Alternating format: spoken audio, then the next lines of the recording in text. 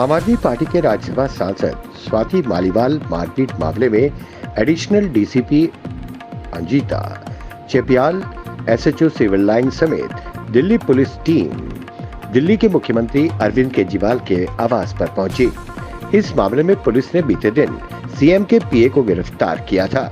Delhi police की team ने CM Kejriwal के आवास से सीसीटीवी डीवीआर लेकर निकल गई।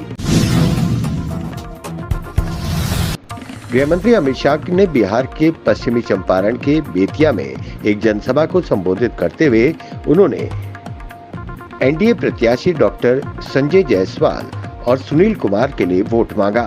उन्होंने कहा कि मैं चंपारण की धरती को प्रणाम करता हूं। अमित शाह ने कहा कि 4 चरण के चुनाव खत्म हो चुके हैं। 5वें चरण का सोमवार को चुनाव है।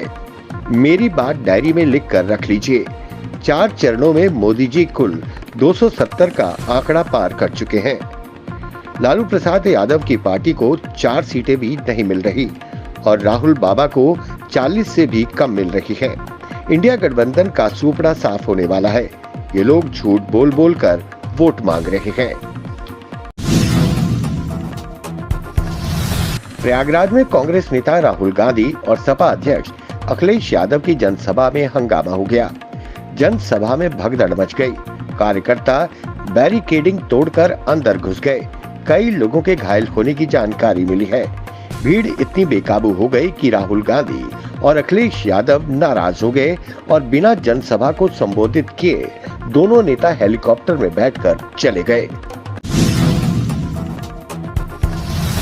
यूटी जम्मू कश्मीर के उपराज्यपाल मनोज सिन्हा ने शोपियां और पहलगाम में हुए आतंकी हमले की कड़ी शब्दों में निंदा की है। उन्होंने कहा कि आतंकियों को सजा दिलाने के लिए सुरक्षा बलों को खुली छूट दे दी गई है।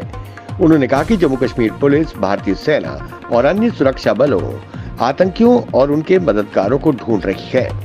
एलजी ने अपने संदेश में कहा, मुझे आतंकी हमले में पूर्व सरपंच एजाज अहमद शेख की कायराना हत्या से बहुत गहरा सदमा लगा है। वो एक जमीनी स्तर के नेता थे और लोगों के प्रति निस्वार्थ सेवा के लिए उन्हें याद किया जाएगा। वहीं उन्होंने कहा कि मैंने पहले ही अधिकारियों को घायल दंपति को सर्वोच्च संभव उपचार देने का निर्देश दिया है। उन्हें शीघ्र स्वस्थ होने की उन्होंने कामना की। इलाहाबाद संसदीय सीट में कांग्रेस प्रत्याशी उज्जवल रमन सिंह के समर्थन में आयोजित एक जनसभा को संबोधित करते हुए कांग्रेस नेता राहुल गांधी ने युवाओं को केंद्र में रखकर बीजेपी पर जमकर निशाना साधा।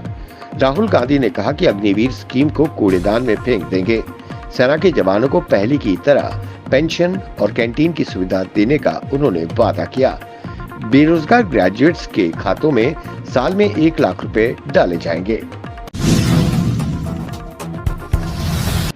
लोकसभा चुनाव के प्रचार के लिए प्रधानमंत्री मोदी बंगाल के दौरे पर हैं। यहाँ मेदिनीपुर में प्रधानमंत्री मोदी ने एक रैली को संबोधित किया, जिसमें उन्होंने राज्य की टीएमसी सरकार को निशाने पर लिया और टीएमसी पर राज्य की जनसंख्यिकी बिगाड़ने का आरोप लगाया।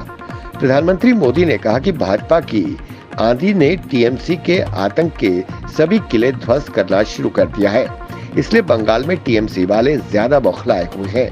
प्रधानमंत्री मोदी ने लोगों से भाजपा को वोट करने की अपील करते हुए कहा कि बस अब 25 मई को एक और प्रहार की जरूरत है।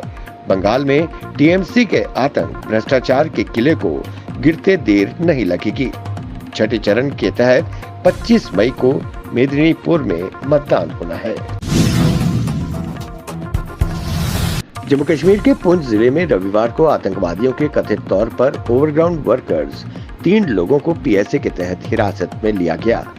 सार्वजनिक व्यवस्था बनाए रखने के लिए कार्रवाई को आवश्यक बताते हुए पुलिस ने कहा कि तीनों लोगों को राज्य की सुरक्षा के लिए एक बड़ा खतरा माना जा रहा है। पुंछ और निकटवर्ती राजौरी जिले में पिछले 2 वर्षों में कुछ घातक आतंकवादी हमले हुए हैं, जिसके परिणाम स्वरूप कई सुरक्षाकर्मी और नागरिक मारे गए। पुंछ और राजौरी अनंतनाग लोकसभा संसदीय क्षेत्र का हिस्सा है, जहां 25 मई को छठे चरण में मतदान होना है।